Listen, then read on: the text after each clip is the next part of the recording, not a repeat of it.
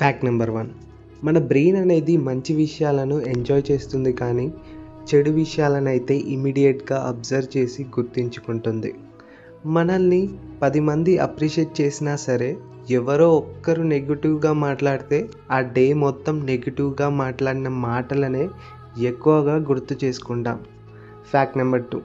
ఎమోషనల్‌గా ఫీల్ అయ్యే పెయిన్ అయినా, ఫిజికల్‌గా ఫీల్ అయ్యే పెయిన్ అయినా రెండిటిని మన బ్రెయిన్ ఒకే విధంగా ట్రీట్ చేస్తుంది.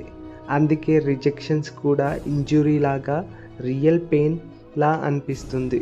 Fact number 3.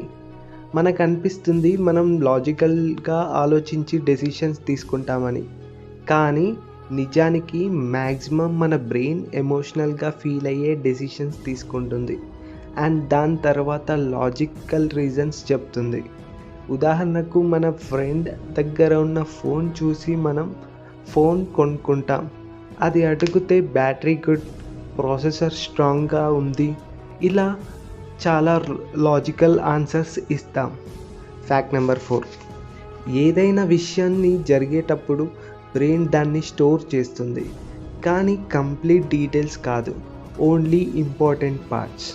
మీరు ఎప్పుడైతే ఆ విషయాన్ని మళ్ళీ గుర్తుకు చేసుకుంటారో అప్పుడు మిస్సింగ్ డీటెయిల్స్ని ఫిల్ చేస్తుంది, కరెంట్ ఎమోషన్స్ని యాడ్ చేస్తుంది, న్యూ ఇన్ఫర్మేషన్ని మిక్స్ చేస్తుంది.